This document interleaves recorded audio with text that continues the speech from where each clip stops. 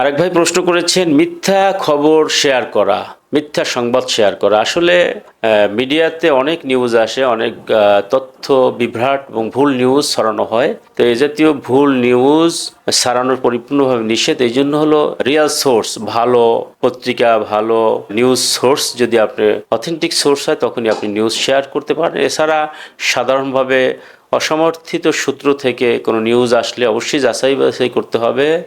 আল্লাহ রাব্বুল আলামিন পবিত্র কোরআনে কারীম বলছেন, ইনজা আকুম ফাসিকুন বিনাবাইন ফাতাবাইয়ানু, অর্থাৎ ফাসিক বা অসমর্থিত কোনো সূত্র থেকে কোনো সংবাদ আসলে অবশ্যই সেটা যাচাই বাছাই করতে হবে। অন্যথায় এই ভুল নিউজের কারণে সমাজে বিশৃঙ্খলা হতে পারে, ভুল নিউজ সমাজে চলে যেতে পারে। এজন্য যে নিউজটি শেয়ার করবে অবশ্যই মিথ্যা কথা বলা, মিথ্যা কাজ করা, জমিনে বিবাদ সৃষ্টি করা এবং ফাসাদ সৃষ্টি করার মতো যে পাপ, এটা হতে পারে। এই জন্য এগুলো থেকে অবশ্যই সাবধান হতে হবে। ভুল নিউজ, গুজব ছড়ানো, কারো সম্মান হানি হয়, এই জাতীয় অসত্য নিউজ শেয়ার করা সম্পূর্ণভাবে নিষিদ্ধ। এটা শরিয়াত জায়েজ নেই।